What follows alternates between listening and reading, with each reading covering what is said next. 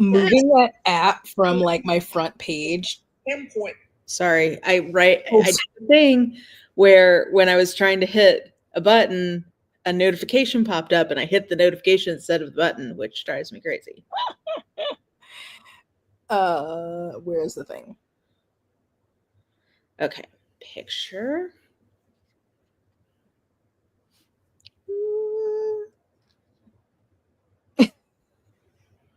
Beautiful picture.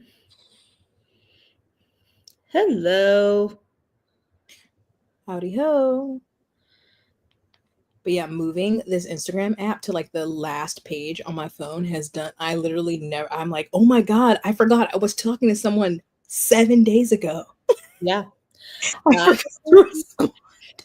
This is why I feel like I've left all my TikTok messaging friends hanging, because like I'm only on there 20 minutes a day, so it's like I don't have time to get to messages. I gotta just hit my pee while I got this sweet window going here. That's why if I'm like, oh, Mara needs to see this, I have to text it to you. I know that's the correct way to do it, because otherwise it may not. I just don't get to it unless I have chemo, and then I have like dedicated hours. That's my like one where I let her rip, because that's me time.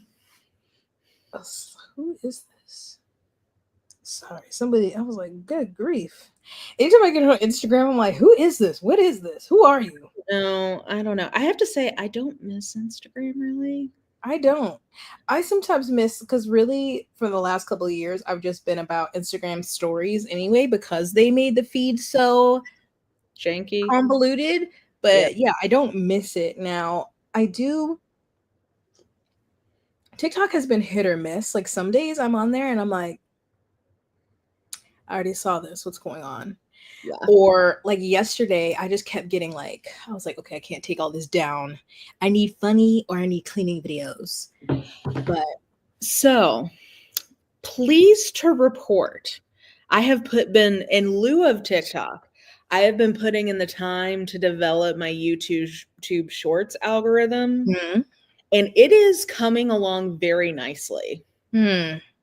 It is not as good, but I am seeing far more like funny one-offs than I used to, and I appreciate that. So I think it takes time and dedication. Okay. But I'm starting to see some fruits of my algorithm labor. Okay, I'll keep that in mind. I just like, just in case it goes away again. That's like, I realize that's a threat every 45 days at this point. That's the trauma of that taught me that I can't, never again. I'm so strong because they got my ass right back. But I will say the second time that it came up, I wasn't even like, the last time I was like, oh my God, oh my God, oh my God. I was like, I was like, yeah, it came up again, like beginning of April. And the day before, of course, he like extended it. But I even was like, if it's gone, it's gone. If it's not, it's not. Yeah. And then I saw that he extended. I'm like, all right. But yeah, that first time I was like sweating. Yeah. I bet it really, I mean, appropriate to our topic for the evening. It felt like we were all going down together. We're all just like, yeah, hands like, I'll be with you right until we also, go. Epic content at the end. People were doing some really creative things. Some people were really ratting on themselves. Some people have no sense and didn't realize that even if they try to go somewhere else, people remember what they said. You're like, oh, you remember how you said all of your gym content you made was fake, or just dumb stuff where I'm like, why'd you need to say that you make all of those coffees and don't drink them? That just, you never needed to say that. You make all that ice and don't use it, which I kind of knew. I knew that, but still, you could just the fantasy is pretending you do. Hello, everyone. Good evening. Two favorite people back together. I am not going to BookNet Fest. I don't think you are either. No. When is it? I think it's soon. It's hard to fit in the schedule, especially with my autoimmune disease now. It's a big ask to travel in general. So yeah. Yeah. Yeah. And it's always in Florida? Yes. DeSantis land? Yeah. Oh, end of May, Memorial. Oh, yeah. No. I am going to go to Epic Universe next year. But it's the new gigantic theme park that they opened in Universal. Oh, I think you were telling me about that. Yeah, Universal is opening. Sorry, I just realized that I don't know how to make that noise not happen on my computer live. I apologize. I muted my phone, but I cannot promise that will do anything. Anyway, Universal has a new gigantic theme park. It has 4 lands. One of them is an extension of Harry Potter Land. I don't know if I'll go there or not. She did just start calling out my people specifically. She was already a transphobe, and now she's also an acephobe. But maybe, I mean, I'm there. Cigar. Yeah, I'm already there. I might just have to. But it's horror, so it's like all their monsters, like a land of monsters. There's How to Tame Your Dragon, so that's like Dragonland, and then it's Mario. Ooh, it's me. And that's Disney World in Florida, right? Universal. Or Universal in Florida. And yes, it's in Florida, and it's like not right against. So the awkward part of it is that the 2 lands are not together. So you have to like take a bus because it's a big ass.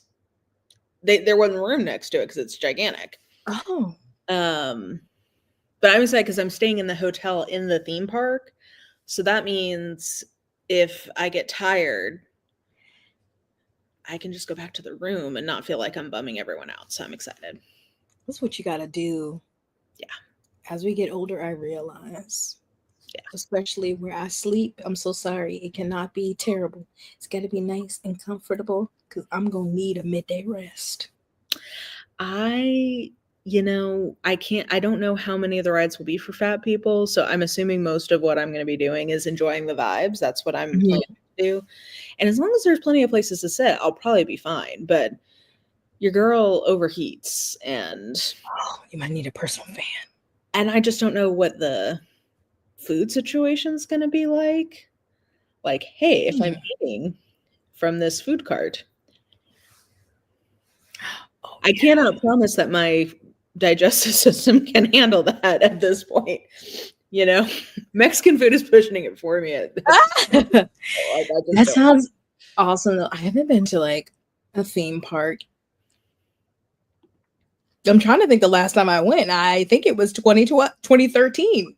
I went with Bethany and Leanna when we went to BookNet Fest last time. We went to Universal I only was with them for the morning, but they went for the day.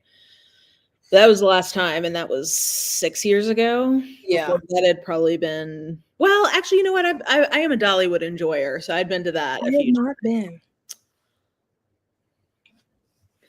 Maybe we may need a plan for you to meet me in Knox Vegas, because I am not opposed.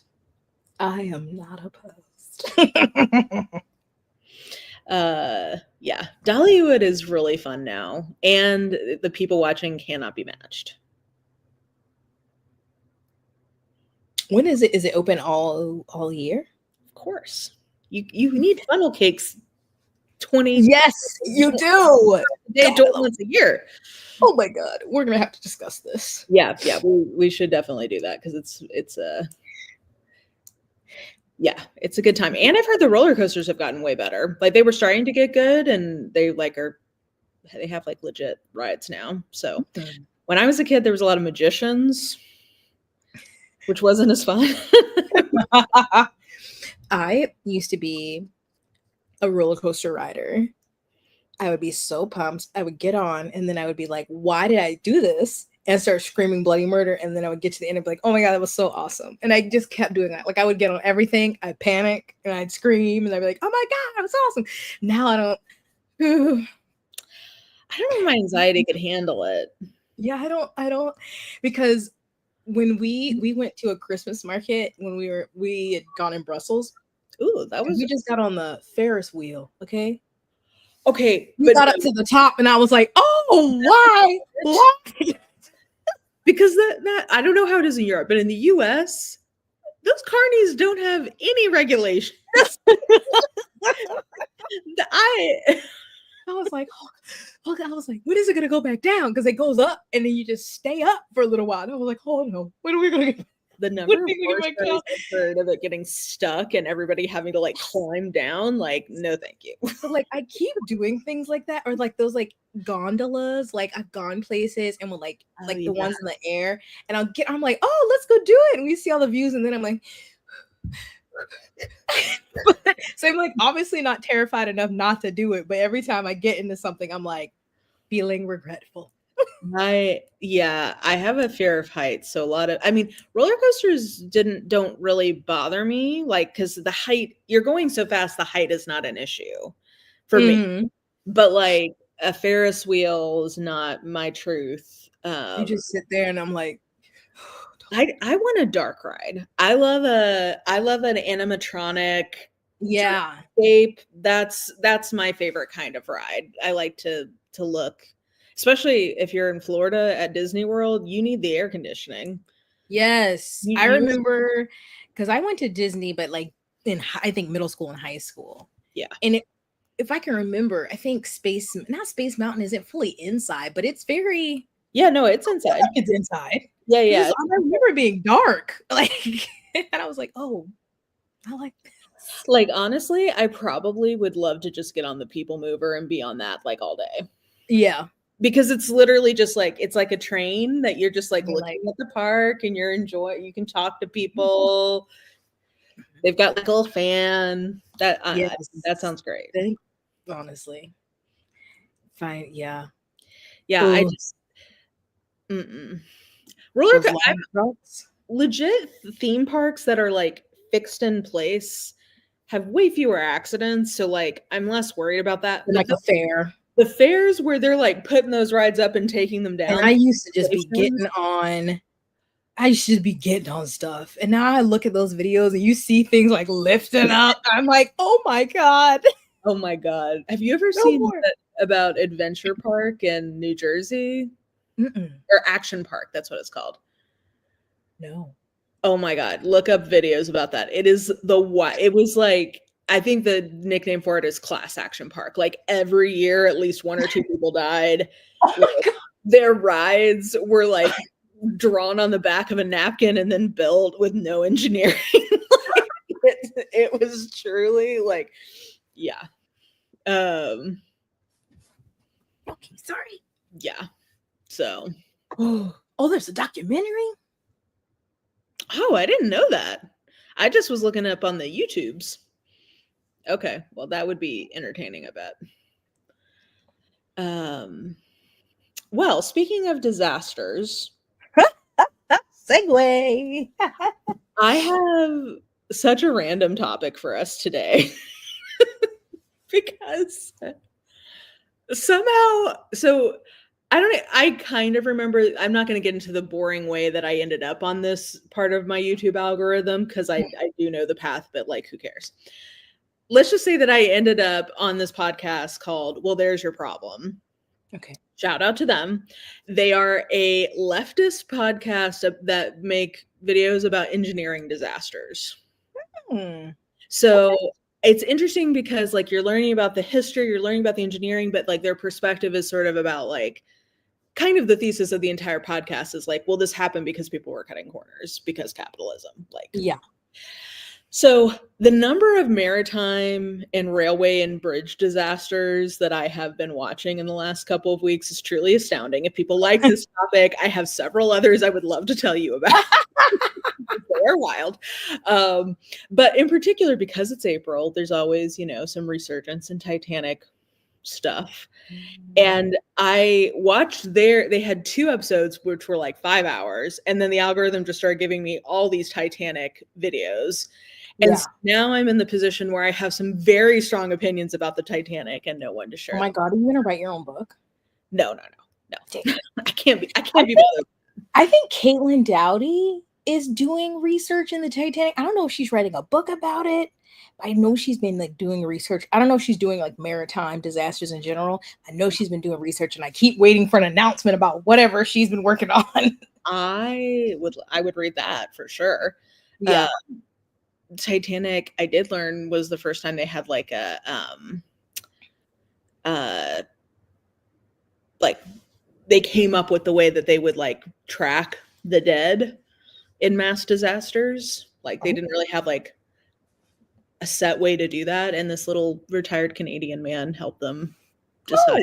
Like, here's this person, and here's everything that was on their body, and here's what they look like, and like they're identifying marks so that they could be identified. I would love, I hope so. And please let it be about maritime disasters. I would be so excited if it was all about like the dead at sea. That would be thrilling. I hope so. Yeah. So what, I'm intrigued, like what is it, just like a theory, like what has changed? Okay, because I have new context. My perspective on this has changed. Now, I think everybody goes through a Titanic phase. Is that just me? Yes. Okay. Surely we all have. Titanic, Egyptian. I don't know what other ones. Who amongst us has not? Especially because, you know, I was in elementary school when the movie came out. Same. So, you know, I had some good like Web 1.0 researching on the Titanic back then.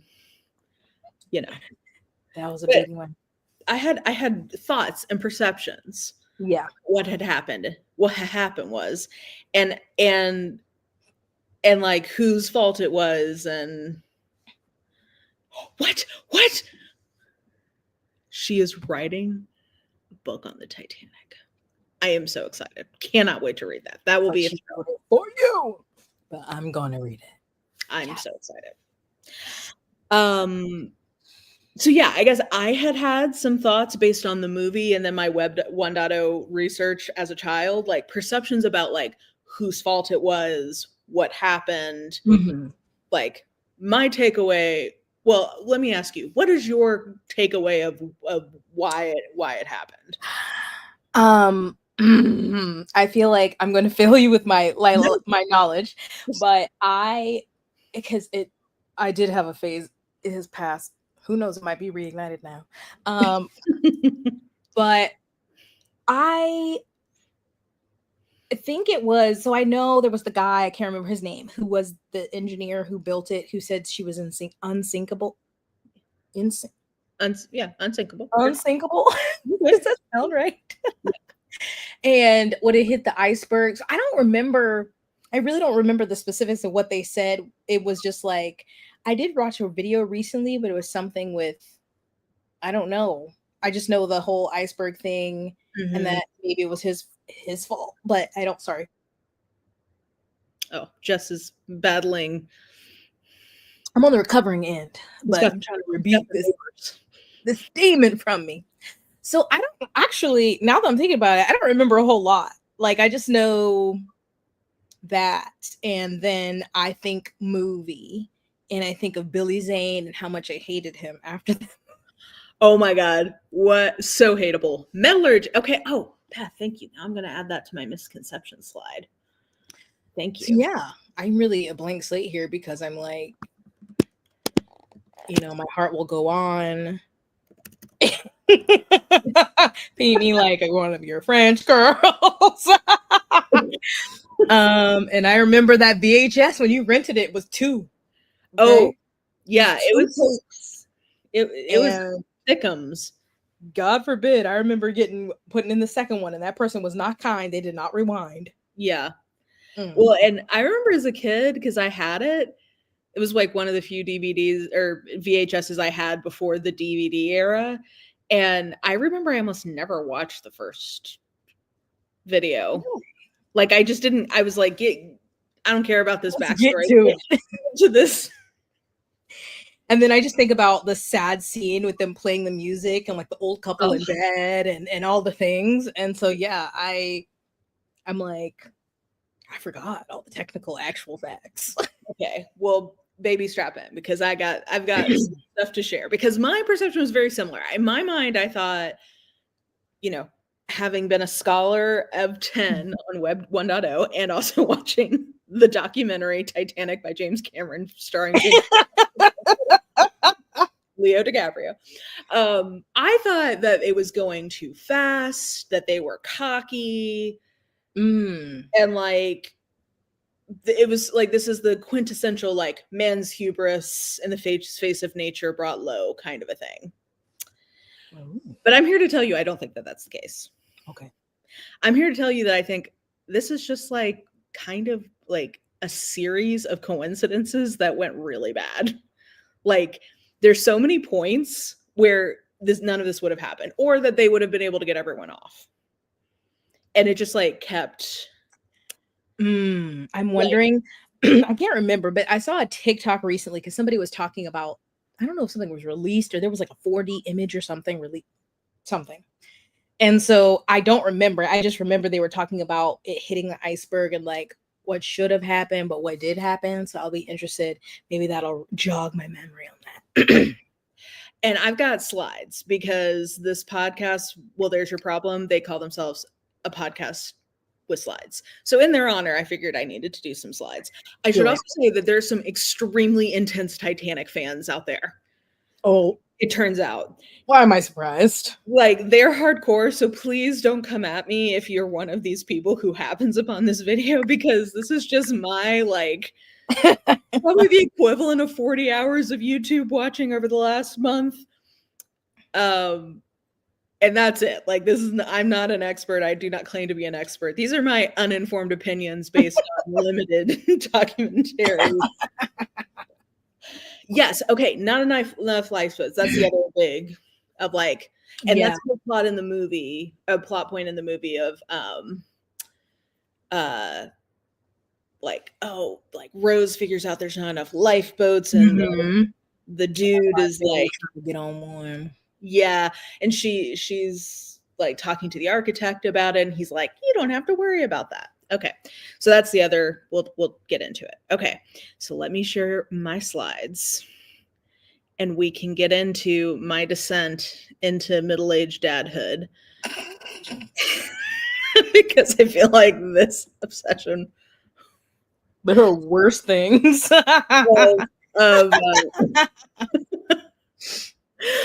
This feels like me becoming a middle-aged dad. Next up is probably the Civil War and or like Marine battles of World War II. I don't know. If you start participating in like the reenactments, then I might have some concerns. Then you're like, I'm gonna have to we gotta reel this in, sister. we gotta bring, yeah. Actually, you know what? Will it let me? Let's see if it'll let me share the actual slides from add Google Slides.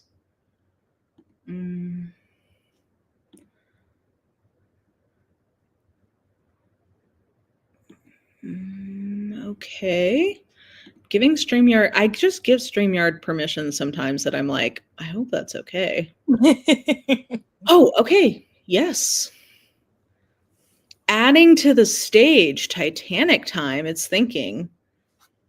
Yes, we've got a slide deck. Okay. Here we go. Look at this. And wow. I can progress it in here without having to be on the other screen. This is what a treat. Okay. So, Titanic tinfoil hat time. So these are my conspiracies on my middle-aged dad journey. Strap in. Okay. Agenda. We're going to start with some context, because some of these misnomers are from some very key context at the time that I think has been lost to history. And when they explained it, I was like, oh, well, that makes a lot of sense. Like that, I get why they made the decisions they made. We'll then talk about my opinions, which are very strongly held, but lightly supported. We'll talk about who the heroes are and who are the villains. And I do have a villain that I have identified, that I feel betrayed that nobody explained. Like, the fact that this wasn't in the James Cameron documentary with Kate Winslet and Leo DiCaprio, he completely missed a very dramatic plot point that I'm like, you miss vilified. Uh-oh. So we'll talk about that. And then misconceptions, things that I was like, oh, I didn't know that, but it was interesting to learn. So, okay. So first of all, the whole unsinkable thing. Context. Was Titanic that unique? And I'm here to submit to you that no, it was not. Oh. Because the transatlantic crossing time is like popping off in this era. Mm-hmm. Everybody's not everybody, but so many people are immigrating to the US. I think it peaked in 1905, but like it's bad times in Europe and the Middle East, and everybody is hauling ass to America. Okay, so big business, and they'd only recently been able to get these like steamship, steel, gigantic ships going. And so like these gigantic ships are everywhere. It's not just Titanic, like they're constantly coming up with bigger, better ones. And this picture is of her two twins, the Olympic and the Britannic. So she's not even unique. Like they're all three of these were basically the same ship. I think they were each like within a couple feet long of each other. Like they're just making big ass ships in this era. And Titanic was the biggest ship in the world at that moment, but would not have. I think that the one that was bigger first sailed like a couple months later. Like it's not like this was a uniquely gigantic, fast ship that nobody could even fathom existing. Like this was kind of a continuation, it seems like, of all these other big ass ships. So unsinkable does not mean unwreckable.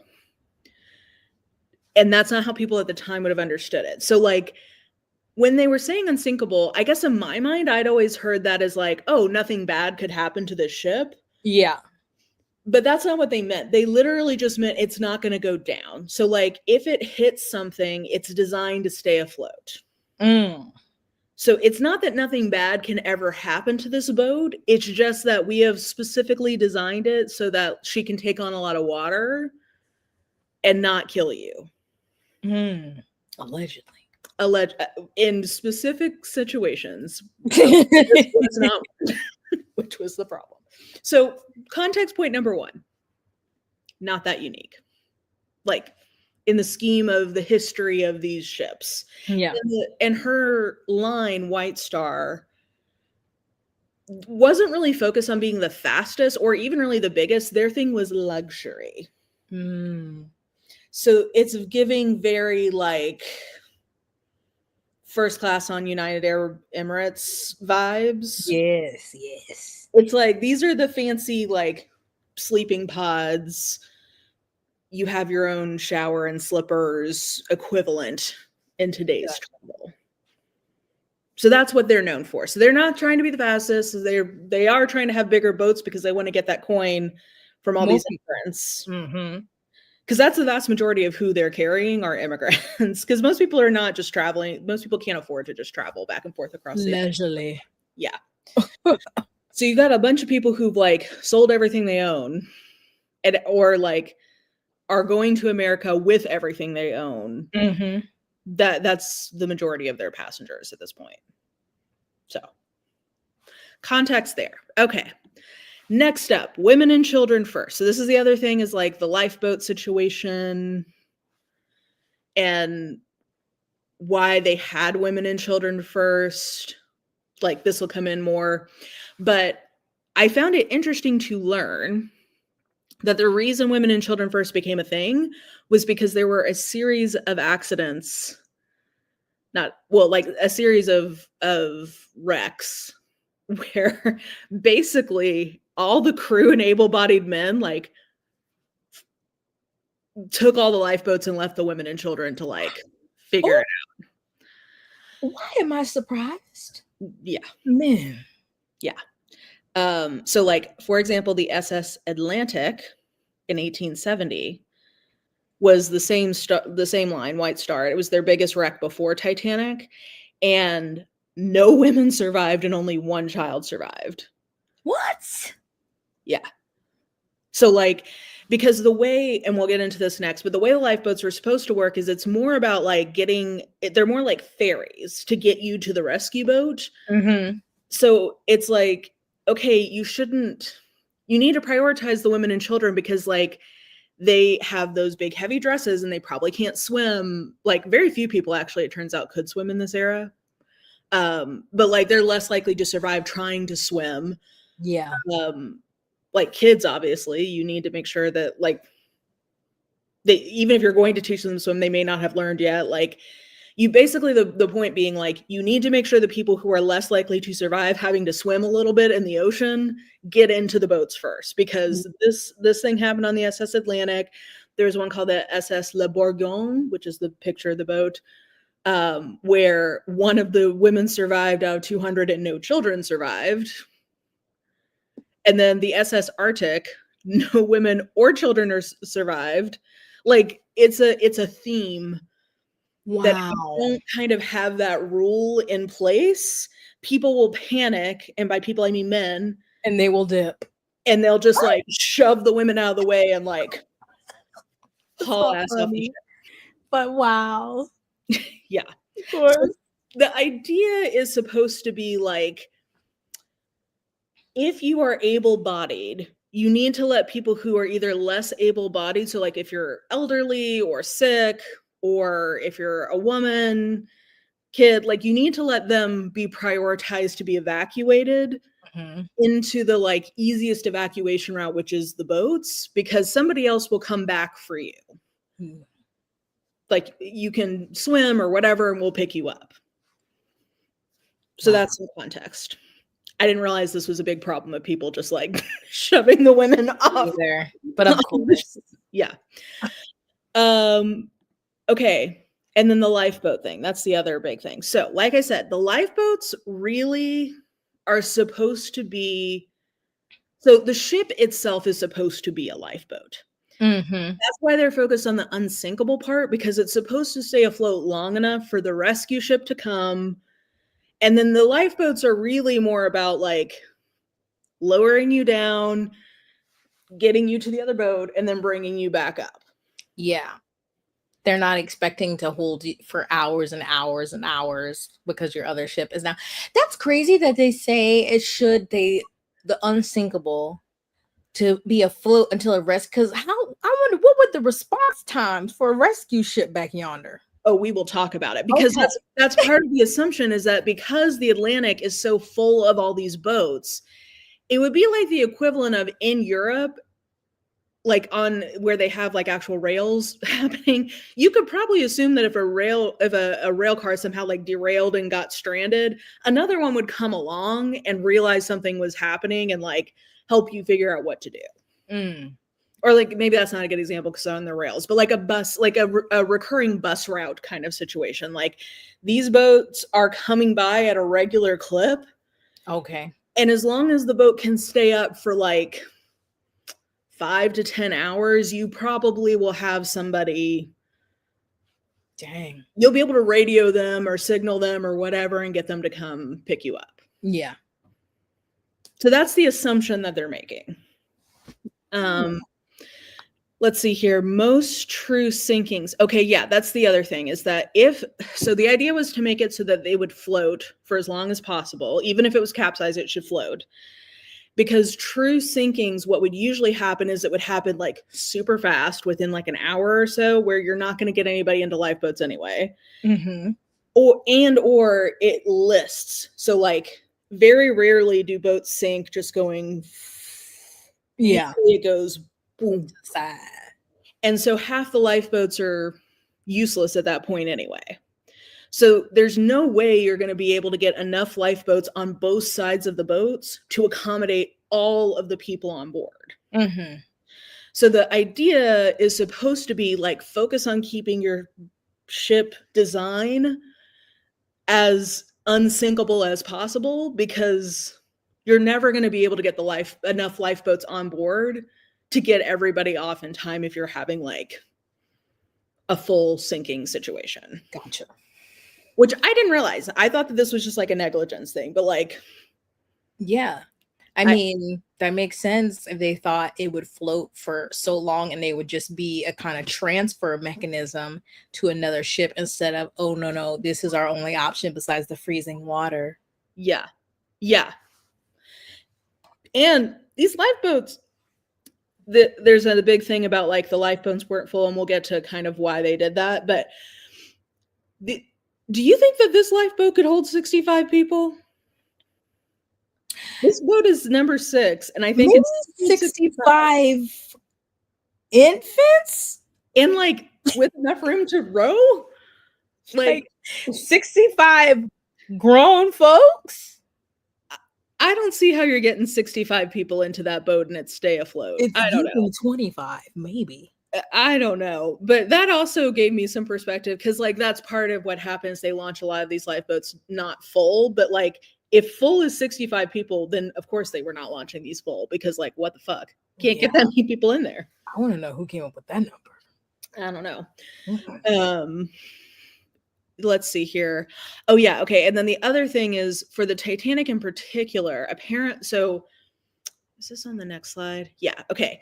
So you see on the bottom, so the top shows like the layout of where all the lifeboats are.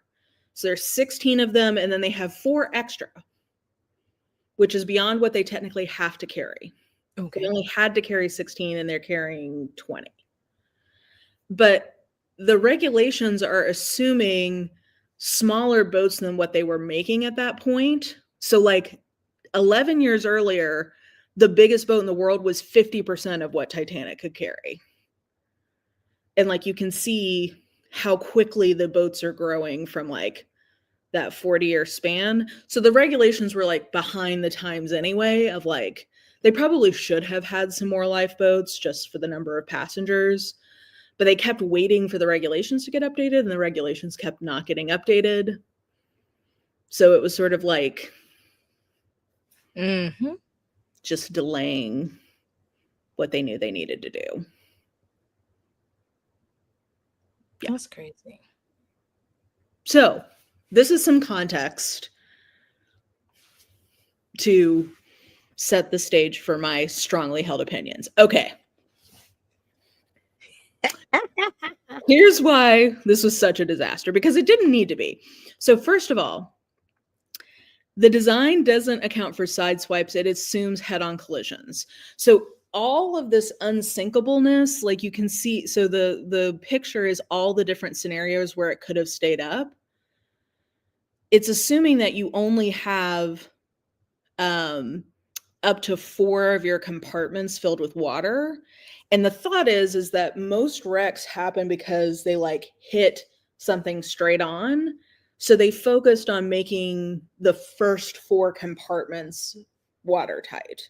But what actually happened was that they saw the iceberg like 40 seconds before they hit it and tried to steer around it. And all like, Jess, I'm talking about like feet away from actually successfully steering around it. So what it did was it like the equivalent, I had always thought there was like a big ass hole. It's not really, it's like the actual amount of hole that it created was probably the size of like a table, but it was like little, like jagged? Yeah, like across the side. And it went like 1 foot too far to fill up a 5th compartment. Damn. So it's like they were literally within like a couple of feet of being able to float. Dang. So it's just so sad when you think about it. It's like, yeah, that is making that TikTok. I saw that. This is one of the things that's reminding me that they said about the head-on versus it's like crazy because it's just like, I mean, I don't know, maybe that's how all accidents happened back then, but it's like nothing happens perfectly. Like, yeah, maybe they didn't think about accounting for as many scenarios as possible. Yeah, and I mean, I guess you can't foolproof these things, but I don't know. I mean, even just like the other maritime disasters I've heard about now in my middle-aged dad deep dive, There's plenty of ones where people get broadsided. So like, I'm not really sure why they weren't more worried about a side collision. Maybe they were like, she's so big, everyone will be out of her way. Maybe. Yeah, I don't know. And it's sad because it's not even really holes that it created. It's like, you know, where two pieces of metal get riveted together and you have like a little bit of overlap. Mm-hmm. It just opened it enough to create like a little. And the water got in. And the water could get in between the rivets. So, yeah, it's so sad because it was so close to not being a full disaster. Yeah. So close. The second reason was because of the negligence and, dare I say, villainy of the SSS Californian. What did they do? Or lack? So, contra to, I think, popular conceptions, they realized that this was a big oh fuck very quickly, like within 20 minutes. Mm-hmm. And they wake up their radio operator, or not wake up, they have their radio operator start sending out like help. Like, yeah, we are going down, we need help right now. SOS, please. Sorry. First time SOS was used in an actual disaster. Oh, fun fact. I know. Apparently the old one was CQD, which certainly doesn't have the same ring to it, I think. Rihanna would not make a song called CQD. No. And it was such a clear night, which was part of the problem with why they didn't see the iceberg, which we'll get to. But like, they were picking up the signal in Canada. Like, it went, everybody who was around them got it that night. Because how far were they from land from New York? They would have been in New York in about 2 days. Oh, okay. But they probably could have gotten to Halifax the next day, probably. So they were not that far from land. And there was a shit ton of boats around them. But the closest one that could have actually gotten there in time was the SS Californian. I can't remember if it's California or Californian. But anyway, it was like 10 miles away. Okay, so really close to them. And they only had one radio operator who had just gone to bed. So like, literally, if this guy had been up for just a little longer, he would have heard this. But even aside from that, Titanic can see the Californian from it. So this is part of why they have a hard time getting everybody in the lifeboats, because they all see the other ship and think, oh, they're going to come save us. Literally, everybody is looking at it like, oh, cool. Okay, this just needs to stay up for like a few hours and the Californian's going to come rescue us. But the Californian they weren't getting the radio signal. Titanic brings out its little Morse lamps and is like signaling them.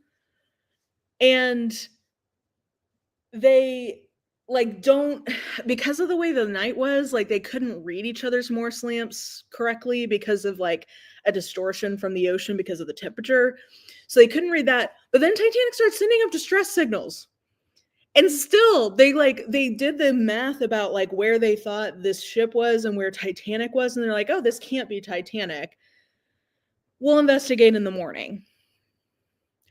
If you see distress rockets going up, who cares who it is? Like, what the fuck? And it's not like, because at first I was like, oh, okay, they only had one operator and he'd apparently just come off a 16-hour shift. And then I thought to myself, do people give a shit about working class people at this point in history? They did not care that he was tired. Like, they only had one, not even two.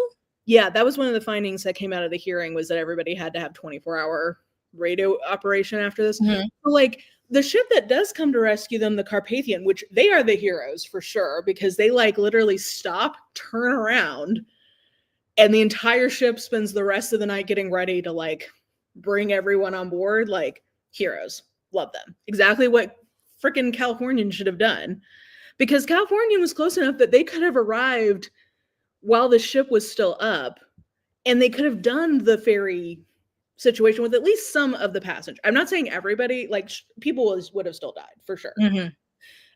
But they could have saved more people.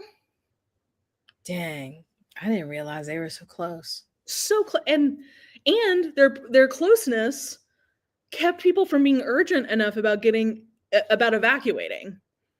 Yeah, they're like, oh, it's right there. It's right there. Because basically, and I hadn't really conceptualized this either, even though it is in the James Cameron, Kate Winslet documentary. The lifeboats are the equivalent of like 11 stories high off the ocean. So like, I get that if you see the other boat right there and you're looking over the side, you're like, you know what? Maybe I'll wait. The 11th. Yeah, because I've been on a cruise ship and I don't know the size difference, but you know, just being up is like, yeah, no. I mean, so and we have, this is why these are opinions, because other people disagree. But in my opinion, if you see distress rockets going up and you don't make a good faith effort to investigate what's going on, that is negligence, in my opinion. Like the Morris thing, I can understand, but you start seeing rockets going up and you don't do anything, to me, that's negligence. Yeah, because what do you mean? Well, that's not the Titanic. Okay, and if it's somebody else? But if it's somebody else, help. At least wake up your radio operator to find out what's going on. Yeah. Hey, bud. Yeah. I'm like, oh, yikes. Because they thought it was a ship that wouldn't have had a radio, which is why they didn't wake up the radio operator. But I'm like, okay, but you would have been able to hear from other people. Like if you thought Titanic was nearby, they might not know what's going on, and you can confirm if one or both of you needs to go help. That's why you have the radios. So anyway, my strongly held opinion after very little research on this.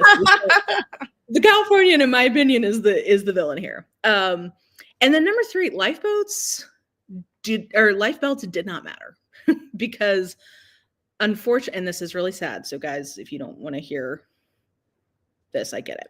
Like block your ears for 30 seconds. So people did drown, sadly, of course, as expected. A number of people were crushed by like the funnels. Yeah, which is in the documentary. And then, but the way most people died was from hypothermia. And like, if you were in that water, you literally had like 20 minutes and then you were dead. Dang.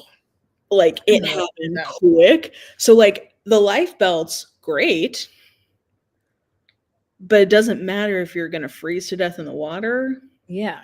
I mean, you're not fully submerged, but most of your body's in the water.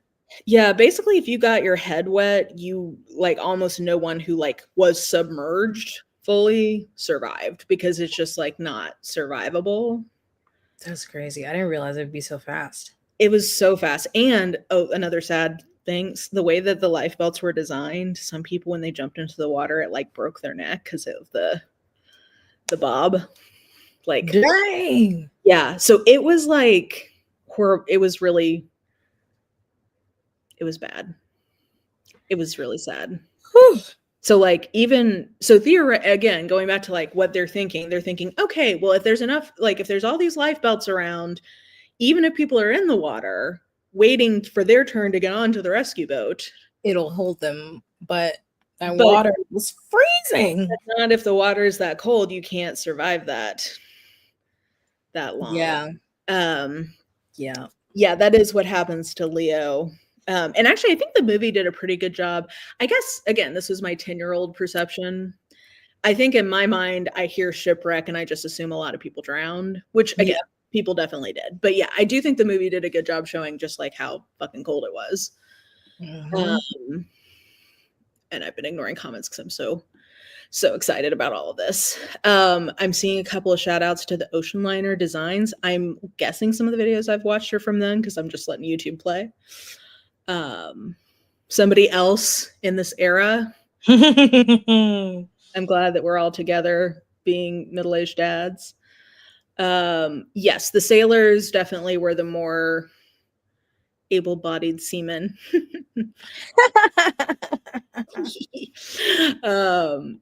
Okay, so that's my theories on why it was such a disaster. Because like people were gonna die no matter what, but like what made this so remarkable was like the scale of death. Because I think like I know like 700-ish people survived, but I think like I can't remember if it's 1,200 or 1,500 people died. It was like a lot. Yeah. Coulda, woulda, shoulda, like the things that like this is how close it was to not being this level of a disaster. There was a coal miner strike happening at the time that was delaying other voyages. If they hadn't been able to like move the coal around to let them leave, that could have delayed the voyage. When they were pulling out from Southampton, the like suction of their boat made another boat like come loose and attracted it to it. So they almost had an accident even trying to leave the harbor. And if that had happened, they would have survived. But actually, Captain Smith quickly navigated around it. Dang. So his own competence in that moment doomed them. Apparently, when they were navigating, they were slightly off of where they technically were supposed to be at the corner, which is where I guess like you turn to head straight into the US. And they weren't off by much, but like literally if they had even just been like feet closer to their route, they wouldn't have hit it straight on. If the weather had been less clear, this is something else I thought was really interesting. So they figured out in the last decade, I think, or so, that there's like this weather phenomenon that was happening it creates basically when it's that cold and that clear, it creates like a false horizon. Optically, like it's like an optical illusion. And you like basically it obscures things that are on the actual horizon. So that delayed them being able to actually see the iceberg. Okay. Because earlier when you said if it had been less clear, I'm like, isn't clear a good thing? But wow. Yeah. And normally part of the way apparently you would find an iceberg is that the waves would be lapping up against it and creating like that swell. But the sea was like everybody described it as like glass or like a mill pond. It was like extremely calm. So there were no waves. Man. Yeah. And there was no moon, so there was also no light really to see anything by. So yeah, if the moon had been out. So many little things. That's crazy. And if they'd seen it 3 seconds earlier, probably they would have moved enough that last compartment would not have gotten, like literally it's within seconds of them not filling up that last compartment. Which is so sad. Or like, yeah, I on that TikTok listed the next one about if they had just hit it. Yeah. And this, I feel really, we're going to talk about this when we get to people, but the guy who is in charge of the helm at that time, I feel really bad for him because of course you aren't going to try, like what in you is going to just natural instinct is going to say, let's try to avoid it. But honestly, if they had just hit it head on, it was designed to stay afloat with that kind of impact, and probably everybody would have been rescued. Maybe not some of the people who were in the bow, like actually some people probably still would have died just from the initial impact if it was head on, but like it would not have been a catastrophic loss of life. Yeah, that's so counterintuitive to human. Just like even from like working in car insurance, they're always like hit the deer, because often people swerve and they usually hit a tree or they hit another car or something, but they'll be like hit the also, if you want to get technical, is also if there's a deer on an animal and you hit it, that's comprehensive, that's no fault. if you swerve and hit something, then it's an at fault loss. Anyway, but that's been a thing that like is useful knowledge, everyone. Hit the deer. Like, but of course, a lot of people's natural thing is to avoid. So, like, oh my god, so I doubt he would be up there and be like, "Well, let's just hit it. Let's just hit it." You know, if they had told, did anyone on the ship who was in control of the steering know about its probably what it could take or not? I don't know. That's a great question. Yeah, I don't know. The architect probably could have told him that, but he's not driving. So, yeah, if they had just rammed it, probably they could have stayed afloat long enough to get rescued. And then, yeah, they also sent so Captain Smith was looking at the wrong coordinates when he initially gave the radio operator where they were. And Officer Boxall comes in later and corrects it, but by then a ship who was going to try to rescue them was already on their way to that coordinate, the original coordinate. But I'm not clear if they figured that out because like they started correcting it, so I'm not sure if they just didn't hear the correction. But it's just like so many little things. Yeah, could have. I think that's part of what's intriguing about it is it was so nearly not this bad. I know. That's awful. So Miss JT also has been in her middle-aged dad moment. I do what I can. This is because it's sort of like how they say if you're falling, you shouldn't try to stop yourself because you'll hurt yourself more. Now that I know that about the deer, hopefully in that moment, the same way that if I hit ice, I purposely don't hit the brake. Moment I'll just all these little things that, or like they say in like car accidents, usually when the drunk person survives because their body is so loose, like they don't tense up. Because they don't tense up, yeah. This super drunk guy who survived this. He was the head baker, and he had just been getting soused on the whiskey all night once he realized it was going down. And so he literally was, I wonder if that helped him not panic and just sort of like vibe. Probably. He was like, yeah, he made his way over to this boat that was overturned, and eventually they let him on it. But I'm like, that is the right, just vibing. Yeah. Well, this is it. Dude, if you realize you're going down and you know where the liquor is. Hell yeah. Hell yeah. Less, of course. But yes, agree with that comment about the public perception. Like, I mean, for decades, this is. I think it's still what people think, and I'm here to. We're going to get to that in the James, we need a new film. Yes. Come on. Like, so stop vilifying Ismay because it's like weirdly anti-Semitic. We'll also talk about that. Okay, so those are second round of opinions are all people-based. So Captain Lord is my villain, and this is just an opinion. I know not everybody agrees, but in my mind, he is the villain because he literally saw those distress signals and did not wake up his operator to find out what the fuck was going on. That's my opinion.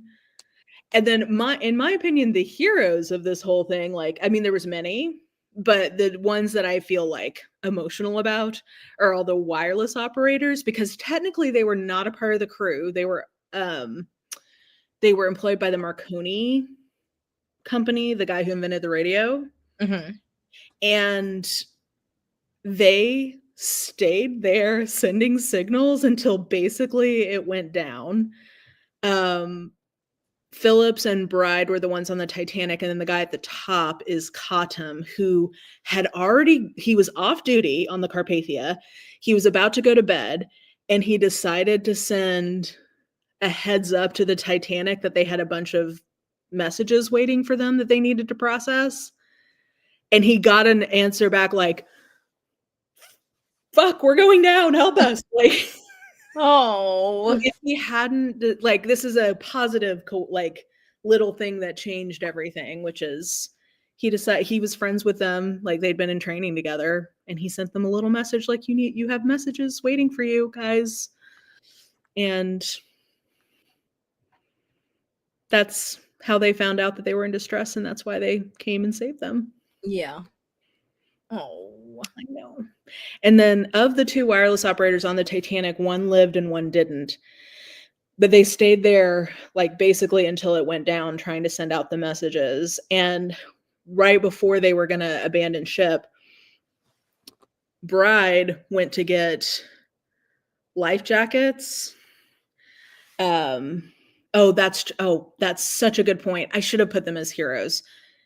Yes, the people who kept the guys who kept the engine going also probably saved everyone's life who lived, because if they hadn't, maybe the boilers would have exploded and like killed everyone. So they stayed down in the engine rooms and like kept the electricity going so that the messages could be sent. And that's a great point, Beth. Thank you. But so Phillips and Bride, this story like broke my heart when I heard it. They were, I think, getting ready to abandon ship. Bride like stepped out, I think, to like maybe get his jacket or something. And when he came back, somebody was trying to rip the life belt off of Phillips, who was just standing there, like not even paying attention that they were trying to like rip it off of him. He was so focused on trying to get the message out. And he did not survive. He did make it to a collapsible lifeboat, but it was so cold he didn't survive the night. So very sad, but them in the engine room. I mean, there's so many people who acted I think especially in the context of finding out where the women and children first thing came from, makes me very much appreciate how well everybody behaved in this scenario of like, how do you know how you're going to behave in that moment? When you think about like, oh, this is my time. Yeah. Like, I don't know how I would. Yeah. But that being said, I do have other people I like and don't like. Second Officer Lightoller is a see you next Tuesday. Okay. What an asshole. He wouldn't give up his binoculars when people were asking for them. He later went on to perform a war crime in World War I. Oh. And he took women and children first as women and children only. So like on one side of the ship, Murdoch, he was running the lifeboats over there, and his thing was like, get the women and children first, but then if there's none around and there's men there, like the men can get in. The Lightoller was like literally launching boats with 6 people in them because there were no more women and children in the immediate area when he was launching them. Cool. Yeah. Thanks, bro. Yeah. Officer Boxall is my favorite surviving officer. None of these things mean anything unless you're deep into this. Prentice and Sydney Daniels, those are 2 of my favorite crew surviving stories. Part of what's cool is that there's a lot of like archival footage of the survivors telling their stories. So you can like hear them talking, which I think is cool. Speaking of First Officer Murdoch, I feel really bad for him because he was the one driving, and Captain Smith had specifically requested him because in another scenario where there was almost an accident, it was his clear-headed thinking that like saved them from wrecking, because the helmsman was wanting to turn and Murdoch realized if they kept going straight, they would avoid the accident. So he like ran over and like held the wheel.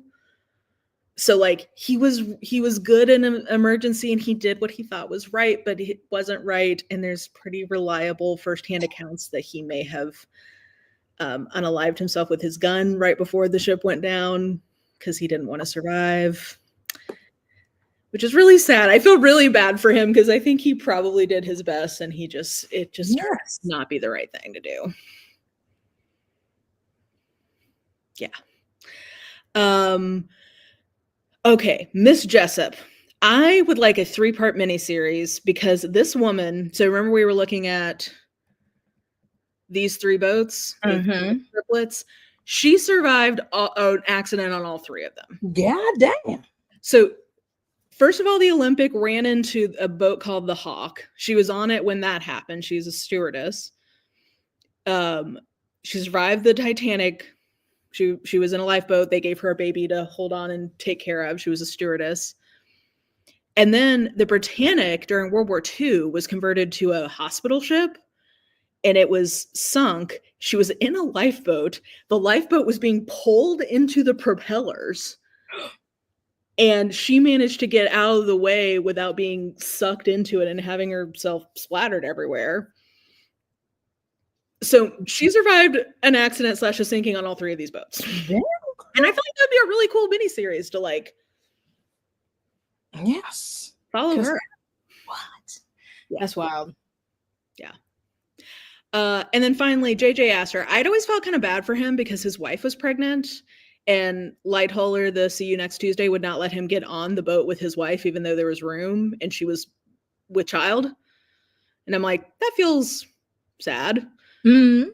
But homeboy's a predator. He was 47 and his pregnant wife was 18. Good God. So I officially don't feel bad for him. I'm not saying he deserved to die, but he was a millionaire, which in our money would be a billionaire with a bride. So I feel much less bad for him now. Gross. Yeah. Okay, so these are my people opinions, and then we'll close out with some misconceptions. Okay, first of all, the captain was reckless. He was probably going too well, it's hard to say if they were going too fast. Because that goes with they hit the iceberg because they couldn't turn a ship that big quickly. Part of why it was policy at that time to go pretty fast through the ice fields is that if you're going slow, you can't really turn. Like if they were going under, I think it was like 6 knots, you couldn't move the boat really at all without a tugboat. So like part of why you were going that fast was to be able to maneuver if you needed to. So like, I don't think that was that reckless. He also got a 25% bonus every year if he didn't have an accident. So like it was in his best interest to not hit shit. He was known as a really safe captain. Like people really trust. He was basically the commodore of this fleet of ships. Like, yeah, this all just sounds like a lot of less like one big error and a series of unfortunate events. Yeah.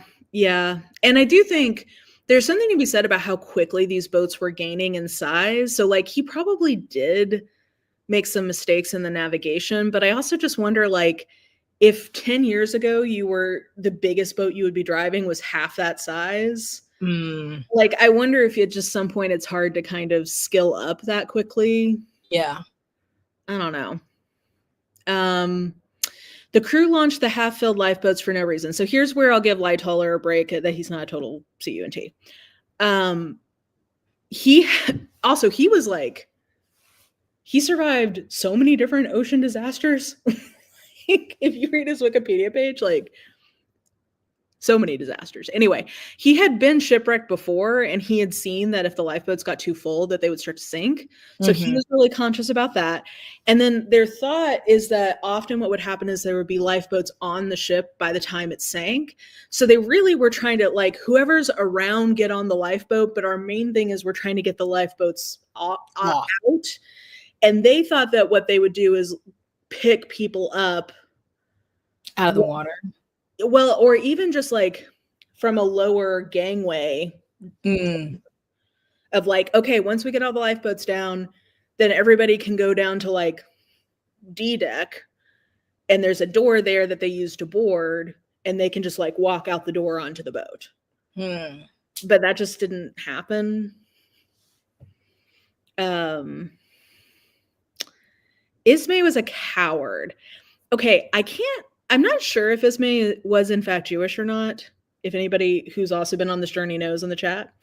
But he is portrayed in media often as being Jewish and as being cowardly. There's this Nazi propaganda film. Who is he? He was the owner of the line. Okay. And he was helping with the evacuation. And right before the last lifeboat was going out, the chief officer basically like put him in the boat because there was a few seats left and was like, just get out of here. But he was like eviscerated, especially by the American press, as being like a coward, like he should have gone down with the ship. And I just don't know that really. I think at that point, if there's no one else around and there's a space, like, you might as well live. I don't know. So justice for him. Also, there was a lot of like, any of the men who survived were cowards sentiment at the time. And that was definitely not true. Okay, thank you. I didn't think he was. So he's not even Jewish, but he's portrayed in some of these movies as being Jewish and therefore cowardly. So it's like anti-Semitism for like no reason. I don't know. Yeah, anyway, like I think anybody, it seems like, again, on the whole, it seems like everybody behaved pretty nobly given the circumstances, or like behaved pretty well. Yeah. There wasn't really a lot of panic until the very, very end. Yeah. Okay, both Jack and Rose could have survived on that mantle. No, because of what we were talking about with the water. Like, if they had both gotten on there, they would have both been in the water, and then they both would have frozen to death. Wise. Yeah. Jack knew. That's why he. I know. R.I.P. Yeah. It had bad steel, and that's why it sank. Oh, that was one from Beth. So that's something that's kind of gone around, but it was not as good of steel as we have today, but it was perfectly up to the standards of the time. So it wasn't as good as, I guess, theoretically it could be, but it was fine for that era. Third class passengers were trapped below. So this one's like, they weren't trapped, but I don't think that they did a good enough job of explaining, like, all the walls looked the same, all the hallways looked the same. So I think a lot of them got kind of like confused about how to get out, because a lot of them also didn't speak English. So like, imagine if you're on a boat, there's an emergency, you don't speak the language the crew is speaking, all the hallways look the same. And they did have some gates up to like for crew only areas, so that there were some gates there, and then they were technically segregated because US Customs required that third class be separated and quarantined, but they were not like insurmountable gates, really. Like, if somebody had really wanted to get through, they could have probably. Like, they weren't locked down there. No, and they unlocked them, I think, 30 minutes after they crashed. So even if somebody was trying to get out that way, like, that opened pretty quickly. Like, they sent all the first class stewards down to try to get the women and children from third class up. Apparently there was like this really heart-wrenching moment for all the officers, because they thought that they had gotten all the women and children away pretty much, and then this huge wave of women and children arrived after the lifeboats were gone, and they were just like, no, like, we thought that we had gotten all of them. And like, it just, I don't know. It's really sad because the third class passengers, I think, had more complicated decisions to make about if they wanted to get on the lifeboats, because you've got your whole family. You're considered to be a man once you're 12 years old. So like, if you have kids if you have boy children who are 13, you may have to leave them behind if the mom and the littler ones get in. You have everything you own with you. And if the dude goes down, like, if the husband goes down in these families, like, how are they going to make a living? Like, I just think they had a lot more factors to consider about getting in the lifeboats without the men. And I think that delay cost a number of families their lives. So anyway, the third class passenger thing is complicated. And what was the other thing I was going to say about that? Oh, actually, technically more third class passengers survived than second class. There was just a lot more of them, so as a percentage, you know. They could have seen the iceberg if they had binoculars. No, that wouldn't have really helped them, apparently. But yeah, they didn't have binoculars because Lightoller was a CUNT. We talked about the ripping of a hole. Okay, I think we did all of these. Is that it? Okay, that's it. So in summary, this is so sad for a lot more reasons than I had originally realized, because it was so close to not being such a disaster. Yeah, somehow that makes it worse. That like this one little, or even, no, I'm trying to think. Sorry. There's this like trend that people are doing incorrectly on TikTok. And I was trying to see, because they're saying like, they're basically saying the butterfly effect, but people are giving examples of cause and effect. They're like, wow, it's crazy. If I hadn't come to this coffee shop, I never would have met my husband, who also worked at the coffee shop. That's not the butterfly effect. But I was just thinking like, of the things of like, well, if the coal hadn't, but I don't know if that's butterfly effect either. Like if the coal, I feel like butterfly effect is like a chain of cause and effect. Yeah. Well, because it's like one thing that ripples out and changes all these things, but like you don't necessarily know all of those things. But like it's just sad, all of these little things that like could have delayed them or stopped the ship, or even just the hitting it head on, and it would have, at least less people would have died and it could have stayed afloat, or the guy being awake, or it's so, I think it's already such a sad story, and then I think thinking about just all the ways it didn't have to end that way makes it like even more tragic and more. And I feel like it's kind of a metaphor for that entire, I mean, I've seen other people say this too. This is an original thought for me, but just that it's like it's kind of almost a metaphor for that time of like, you're on this big luxurious ship, and then like because of one thing, a chain reaction happens, and then all of a sudden it's gone. All these people are dead. That feels kind of like a metaphor for World War I. Yeah. When did this happen? 1911? 1912. And then World War II is like 2 years later. So yeah. Yeah. So did you, because the Lily B's comment, the new 3D scans, because I think I had seen a TikTok about this, and is there like a documentary, or is it just like available? The thing is, because I was seeing this, how they like built this big ass room to basically do a life-size almost 3D rendering of it or something. I don't know. They've been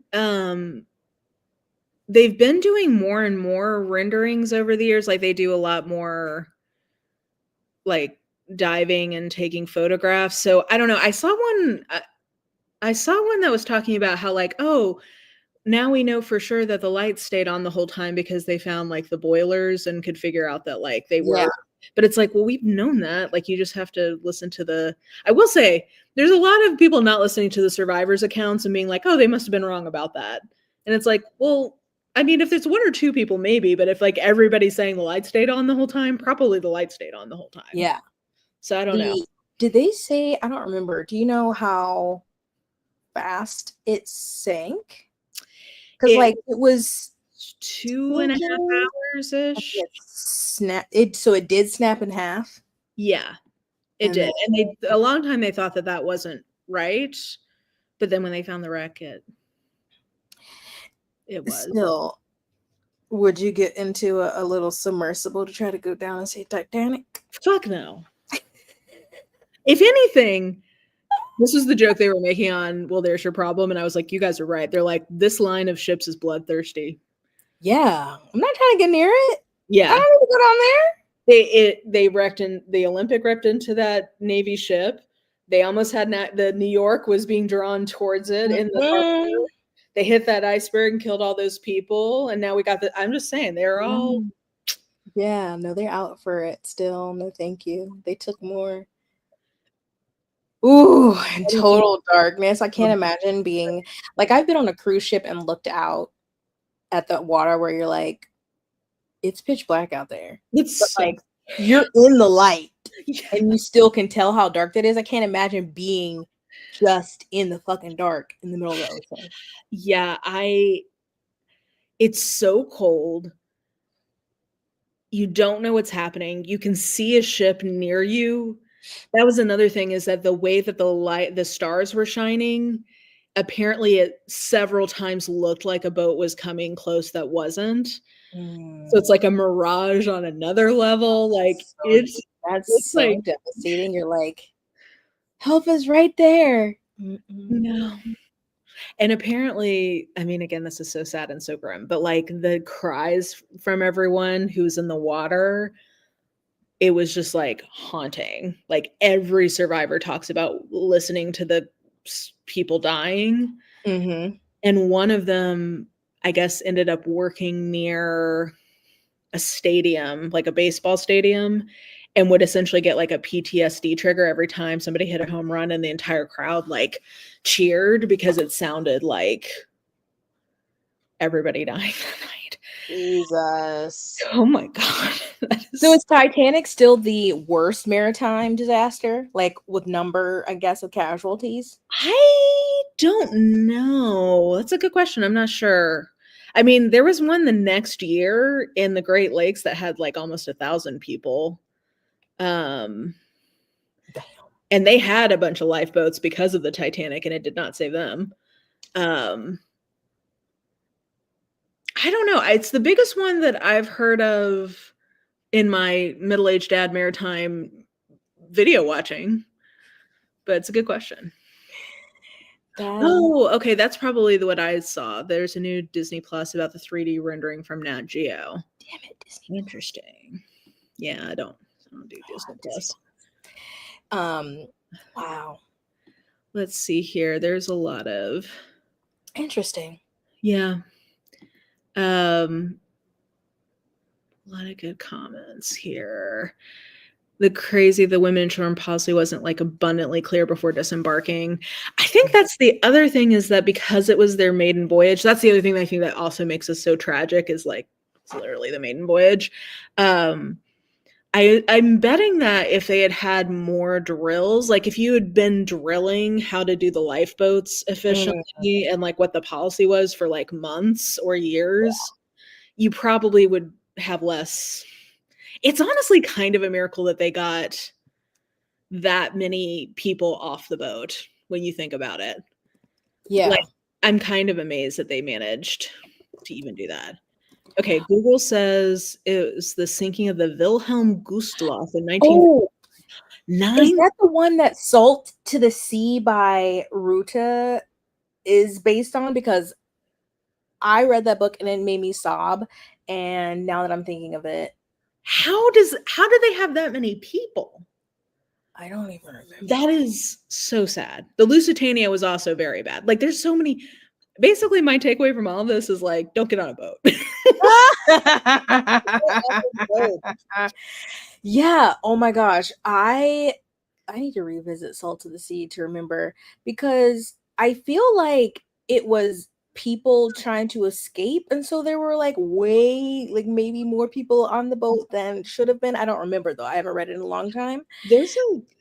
I don't know, that I would believe that. Okay, yeah, evacuation. Salt to the Sea. Jesus Christ. Oh yeah, I remember a scene about something about throwing baby. That was rough, and I was like, this is young adult. That book had me destroyed. Oh, that's a young adult book? Yeah, I think all her Ruta, I never know how to pronounce her last name. Ruta. She don't know me. Sepetes? I'm gonna look it up. All of her, I believe, are all young adult, like historical fiction, and that was my first one, and I was like, Jesus Christ. I honestly cannot even fathom that level of death. 9,000 at sea. That is just, oh yeah. I know who you're talking about now. And I recognize this cover. That is insane. Oh, that's so sad. That's so sad. Yeah. That's the Great Lake one. This is dang, they got a boat that big on the Great Lakes. Where was it? Was it like Freshwater inland seas, baby. They're big. Yeah, they're basically like ocean. But like what? So was it like a cruise? Was it a travel? No, I haven't watched a full. I Oh haven't seen wait, a full you said episode this is the about that year one. after. So It they was the weren't. year after. No. It was the year after, or no, maybe a couple years after. I think it was maybe in 1915. But it's listed as an example of like, even if you had enough more lifeboats, it doesn't necessarily do you any good if you can't get them out. Yeah. Like spaghetti? Sepetus. Sepetus. I'm sorry, Molly. I didn't. And then the Lusitania, that one sounds familiar. When was that? That was what got the U.S. into World War I. Oh, Jesus. Because a U-boat sunk it. Whoa. Yeah. But if you like this, Jess, / if the people like it, I have so many more I'm dying to talk about. The SS Pendleton. Do any of them relate back to Joseph Smith? Well, that's right. We had a very relevant question, and I was like, I was wondering. I was like, is Mara gonna link this? Are we gonna loop back? Let me. You know how Mormonism us and Mormonism is like John Green and tuberculosis, and I read it is his book Everything is Tuberculosis, and I was texting Andrew. I was like, what do these two things have in common? And I was like, it was like tuberculosis, and he's like, what? The Titanic had one known member of the Church of Jesus Christ of Latter-day Saints aboard, Irene Colvin Corbett, who did perish on her way back to Provo. There's always one. So yes, that's the tie-in. Eastland was a day cruise. Oh, okay. Okay, another cruising situation is the SS Alice, and it's one of the most horrifying stories I've ever heard because it involves poop. Oh. And that's a teaser if you want to hear more. It is literally the stuff of nightmares. Yikes. What a teaser. And it's supposed to be a day cruise, and it ends horrifying. Wow. A lot of what I've learned is like people don't talk to each other. People get lazy about not staying in their lane, literally, like in these rivers. Acts of God definitely are a thing. It's just bad. Stay off of boats is my takeaway. Jesus. It rolled on its side. Holy shit. At least it was docked, so they didn't have to like. I'm assuming there were people at the scene. If it was docked, there were plenty of people to help. Oh, I would love to talk about the Costa Concordia, because if you want to talk about it being the captain's fault, baby, like this guy is crazy. Golly. I mean, like, I've heard of some of these, but I didn't realize I thought they were all old, like 2011. It's pretty recent. No, this is still happening. They're still terrifying boats. The sea, Poseidon doesn't want people traversing his waves. Yeah, that's when I see videos of people free diving, cave diving, I'm like, get out. Diving alone is terrifying. Cave diving underwater? Get out. Why are you in there? You can't see. You got to carry an extra tank with you. You're not supposed to be in there. What are you looking for? The only thing that can be down there are angry sea monsters and or angry sea gods. That's it. And the spirits of those who have perished before you. Exactly, and the bones and spirits. Why are you going? Like, I saw one, and it was like people who go into like old mines that are flooded. What for what? To say you did it? I don't have that kind of spirit of adventure with it. I truly do not. I'm an indoor cat. This is so sad. Oh, and then the SS Estonia, that one's really sad and also has some tinfoil hat elements to it because it was right after the Cold War and maybe there was some spy stuff. But Yeah, maybe sounds like some people are interested. Maybe at some point we can do I'll just do like a roundup, not a deep dive like this one, but just like here's some crazy horrifying things that have happened at sea. Yes. Or we could do ones of trains derailing, because there's some crazy shit that's happened there too. Oh my god. But I don't want to hurt our people who actually have access to train travel and deter them from using it, because trains are wonderful and I wish we had more of them. Gosh, I wish. What a world. Wow. I am so glad to have given you these tabs. And like I said, I cannot More passed on our tabs. Do you? I cannot recommend enough. Well, there's your problem. If you like dry gallows humor about horrible disasters and critiques of the capitalist system that creates them, it is a wonderful podcast. Are all of their episodes things that are like very historical, or are there any more recent? They have more recent ones. Like they did one on the Francis Scott Key Bridge when that fell over. They did the Beirut explosion. So yeah, when the like big reports of more modern ones come out, they'll usually do an episode. Okay. Exactly, Katie. You are exactly right. We climbed out of there. We don't need to be back in there. Oh my God. See, and this is the exact kind of shit they talk about. And it's just like, for what? The Great Molasses. Yep, that's true. The Great Molasses Flood. That was in Boston. Yeah. But they also have a segment called Safety Third at the end, which is very funny. And it's people writing in about the horrifying things that have happened on their various job sites being engineers. And it's just like, here's the way somebody almost died. I can only imagine, since, I don't know, every corporation is always trying to cut corners and save a dollar.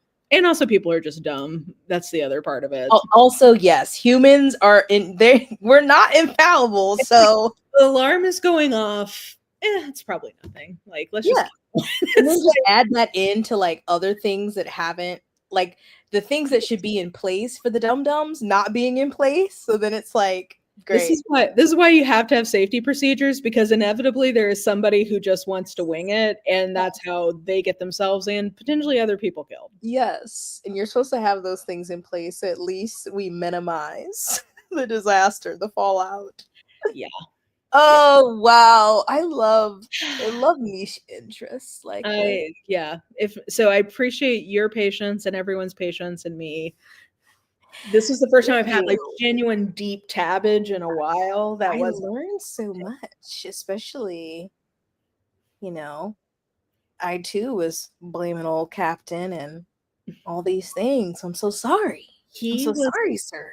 He was last seen, so he did not go down in the bridge like in the Kate Winslet documentary.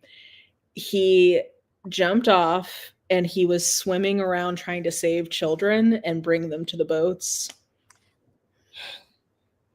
And then he just died. So he probably could have done some things differently or better. I'm not saying he had no fault, but I don't think it was like reckless.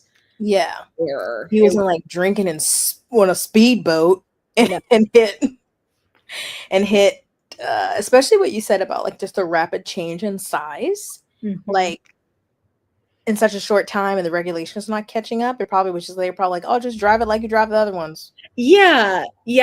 I'm picturing like if you were used to driving like your Ford F-150, and then like in the next couple of weeks you had to start driving a school bus, like you might hit some curbs. Yeah, you may not hit a curb. I just feel like it's a steep learning curve in a short amount of time. Like when I had to drive my mom's minivan in high school from my sedan, it was a little different. I might have hit that back rim a couple times. Sometimes you gauging. Yeah, you're like, oh, well, I'll have to turn a little wider next time. Yeah. But oh my gosh. Well, I need to feed the kitties. But thank you for humoring my tabs. Thank you. Sorry, I was looking at Beth's comment about a man-made lake in Idaho where the military trained submarines. Oh God. Oh, well, I'll leave you with this last fun fact. the reason that they found the Titanic, it was like ostensibly like, oh, we're looking for the Titanic. It was a joint US-French venture. But secretly, the reason why the US side got funding was because we had lost a couple of nuclear submarines in that area, and the government was paying him to go look for that. And it's like, yeah, find Titanic if you can. Of course. But these submarines. Why is the US always like this? Just like now, a couple days ago, it said like they lost like a naval fighter jet or something, like a $67 million plane because it like fell off the deck of a ship. I'm like, what are you doing with these things that y'all are dropping? That's crazy. Blame it on Pete. Yeah, exactly. You know, somebody got fired, and it's like, he's just trying to do his job. I saw a TikTok about that fool Pete Hegseth, where apparently he wanted to have something in the budget to have like basically a makeup room. I saw that. What? There's no makeup that can fix that kind of ugly, sir. Mm-hmm. That's inside ugly that you cannot cover with concealer. Yeah, I'm like, but don't worry, we're cutting Medicaid to, disabled children, so it's all good. Hey, but we want AI in schools, so yeah. We're in America. Baby. Yeah. Well, I can't promise when we'll be back, but the next time we have some tabs, you'll see us. Yeah, I'm sorry. I haven't been diving much into anything. I'm just back watching Charmed and you've been moving, Yeah, life's been traumatic. This year sucks and I'm over it. Yeah. We'll be back eventually. I didn't even tell you about that. What? April was crazy. I have a new job. Like a new company? Same company, new job. Oh, snap. Yeah. Do you like it? I have mixed feelings. Okay. Theoretically, yes. But anyway, all that to say, life has been lifing.